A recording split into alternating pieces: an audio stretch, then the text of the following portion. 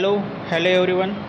तर या लेक्चरमध्ये आता आपण परफेक्ट टेन्स बघणार आहे. परफेक्ट म्हणजे काय? पूर्ण, सर्व पूर्ण झालेले क्रिया किंवा ॲक्शन सांगण्यासाठी आपण कसला वापर करणार आहे? परफेक्ट टेन्सचा. ओके, आपण मागच्या व्हिडिओमध्ये काय पाहिलं? सिम्पल टेन्स पण बघितलं. सिम्पल टेन्समध्ये काय पाहिलं? Simple present, simple past, simple future. त्यानंतर कंटिन्यू टेन्समध्ये काय पाहिलं? Continuous present, continuous past, continuous future. ज्यांनी कोणी ते व्हिडिओ पाहिले नसेल, सर्वात अगोदर ते व्हिडिओ बघा, त्यानंतर ह्या व्हिडिओकडे या. त्याच्यामध्ये काही प्रॉब्लेम असेल तर मला कमेंटमध्ये सांगा, मी तुम्हाला ॲन्सर करतो. अगदी साध्या आणि सोप्या मराठी भाषेत शिकवलं आहे. ओके, तुम्हाला समजेल. ठीक आहे, आता आपण परफेक्ट टेन्स घेऊ. परफेक्ट टेन्समध्ये आत्ताच बोललो, कोणत्या क्रिया येणार? पूर्ण झालेली क्रिया, ॲक्शन किंवा क्रिया. ठीक आहे, आता परफेक्ट प्रेझेंट पूर्ण वर्तमान काळ. काय? वर्तमानात काळ, वर्तमान काळात ज्या क्रिया पूर्ण झालेल्या आहेत त्या सांगण्यासाठी आपण कसला वापर करणार? परफेक्ट टेन्सचा. पूर्ण वर्तमान काळ की ज्या क्रिया वर्तमानात म्हणजे आता चालू आहे तो काळात पूर्ण झाल्या आहे, त्या सांगण्यासाठी कसला? परफेक्ट प्रेझेंट टेन्सचा वापर करणार. त्यानंतर परफेक्ट पास्ट टेन्सचा वापर कुठे करणार? भूतकाळात, पूर्ण भूतकाळ. ज्या क्रिया किंवा ॲक्शन आपल्या भूतकाळात पूर्ण झालेलं होतं त्या सांगण्यासाठी आपण कसला वापर करणार? Perfect past tense. Okay, perfect past tense की ज्या ॲक्शन आपल्या भूतकाळात होऊन गेलेल्या काळात पूर्ण झाल्या होत्या. त्याचं परफेक्ट फ्युचर टेन्स, पूर्ण भविष्यकाळ. परफेक्ट फ्युचर टेन्स, पूर्ण भविष्यकाळ की ज्या क्रिया भविष्यात पूर्ण झालेल्या असतील येणाऱ्या काळात त्या सांगण्यासाठी कसला वापर करतो? Perfect future tense. ओके, सर्वांनी व्हिडिओ चांगल्या प्रकारे बघा. ओके, तुम्हाला मी सर्व अगदी साध्या आणि सोप्या भाषेत शिकवलं आहे. खूप सारे जे पेड कोर्समध्ये शिकवलं जातं ते तुम्हाला मी फ्री ऑफ कॉस्ट शिकवतो आहे. So take benefit. ओके, चला तर आपण वाक्य बघूया परफेक्ट प्रेझेंट टेन्सचे. मी बोललो आहे, मी लिहिलं आहे, मी सांगितलं आहे, मी आलो आहे, मी गेलो आहे. ह्या सर्व काय? पूर्ण झालेल्या क्रिया आहे. बरोबर, मी बोललो आहे असं केव्हा म्हणतो आपण? की जेव्हा बोलण्याची क्रिया आपली पूर्ण झालेली असते. मी लिहिलं आहे, मी सांगितलं आहे, सांगण्याची क्रिया पूर्ण होते तेव्हा. ठीक आहे, ह्या सर्व कोणत्या क्रिया आहे की ज्या वर्तमानात पूर्ण झाल्या. त्यानंतर काय? परफेक्ट पास्ट टेन्स, पूर्ण भूतकाळ. अशा क्रिया बघू की आता ज्या भूतकाळात पूर्ण झालेल्या होत्या. मी बोललो होतो म्हणजे बोलण्याची क्रिया काय? पूर्ण झाली होती. मी लिहिलं होतं, मी सांगितलं होतं, मी आलो होतो, मी गेलो होतो. ठीक आहे, काय? ह्या सर्व कोणत्या ॲक्शन आहे की ज्या भूतकाळात आपल्या पूर्ण झाल्या त्या.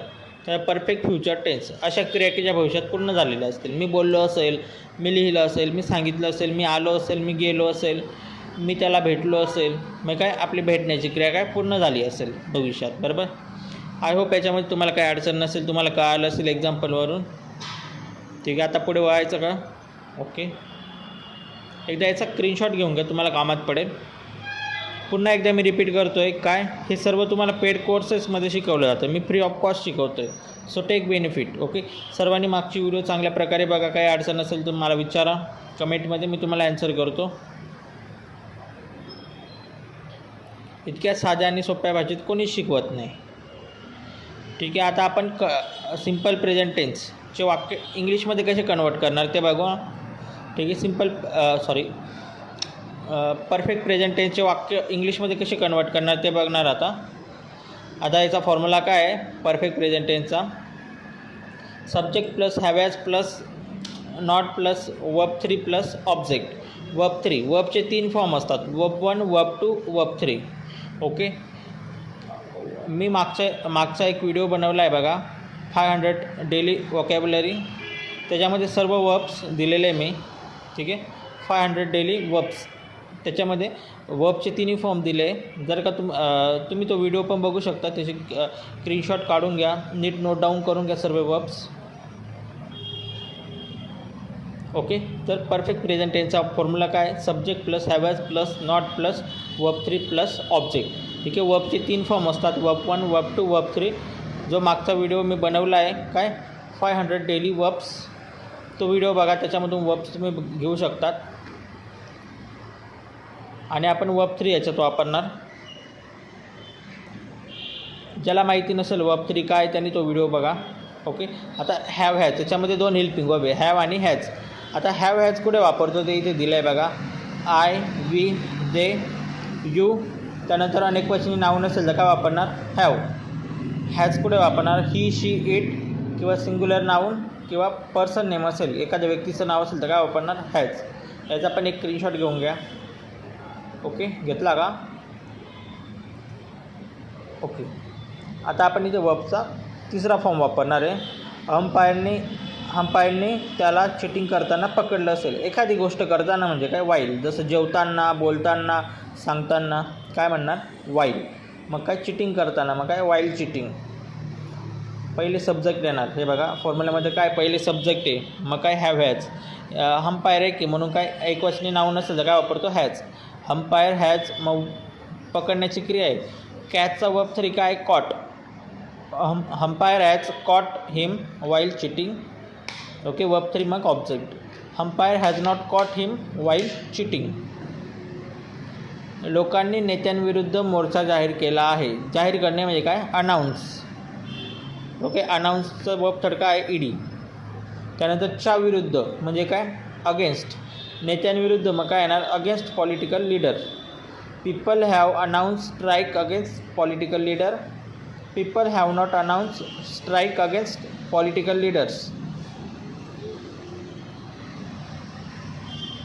बघा आपण फॉर्म्युल्यानुसार बनवलं आहे वाक्य. पहिले सब्जेक्ट घेतला आहे पीपल मग काय अनेक लोक म्हणून काय अनेकवचनी नाव नसेल तर काय हॅव.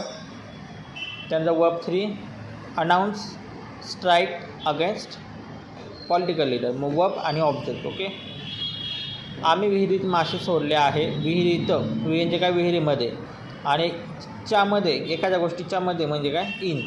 So in well. विहीर म्हणजे काय well. We have drop fish in well. We have not drop fish in well. Okay जसं विहिरीत काय झालं इन वेल तसं दुधात काय होणार इन मिल्क. म्हणजे दुधात म्हणजे काय दुधामध्ये. सो दूधवाल्याने दुधात पाणी मिक्स केलं आहे. मिल्कमॅन मिक्स करण्याची क्रिया आहे बरोबर ॲक्शन आहे. मिक्स आणि वर्ब 3 काय ED. Milkman has mix water in milk. Milkman has not mix water in milk. Okay याच्यामध्ये काय अडचण आहे का. वर्ब 3 घेतला आहे आणि ऑब्जेक्ट आणि हॅव हॅज कुठे वापरतो मी वरती लिहिलं आहे.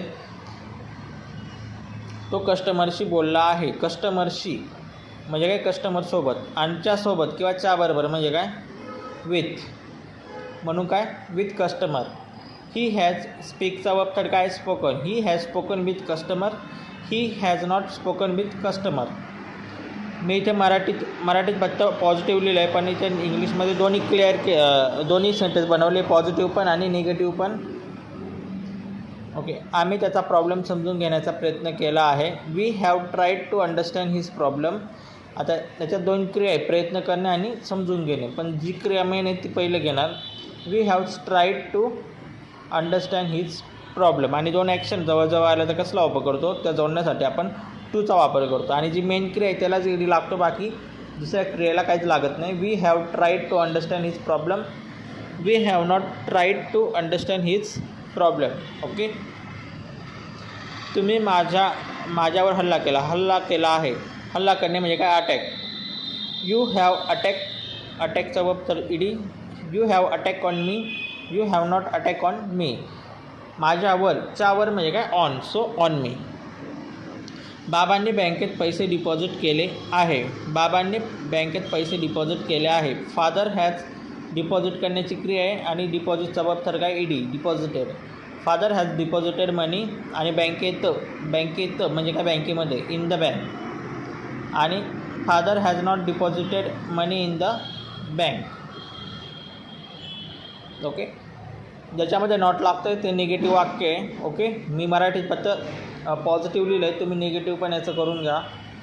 ओके निगेटिव्ह इथं लिहिलेलं नाही मी. ओके आय होप तुम्हाला समजलं असेल. याच्यामध्ये काही अडचण नसणार. फॉर्म्युल्यानुसार आपण वाक्य बनवलं आहे अगदी सोपं आहे. आता आपण असे क्वेश्चन बघणार की ज्यांचे उत्तर काय आपण हो किंवा नाही देतो.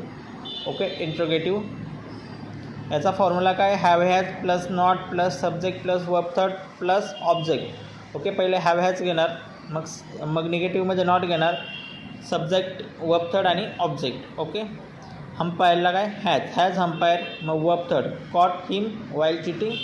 Has not umpire caught him while cheating. Okay, अंपायरने त्याला चिटिंग करताना पकडलं आहे का? लोकांनी नेत्यांविरुद्ध मोर्चा जाहीर केला आहे का? Have people announce strike against political leader? Have not people announce strike against political leader. फॉर्म्युल्यानुसार वाक्य बनवतो आहे. आता हॅव हॅज आपण पुढे घेणार. ओके, निगेटिव्हला फक्त आपण नॉट ॲड करणार. आम्ही विहिरीत मासे सोडले आहे का? Have we drop fish in well? Have not we drop fish in well. दूधवाल्याने दुधात पाणी मिक्स केलं आहे का? Has milkman mix water in milk? Has not milkman mix water in milk.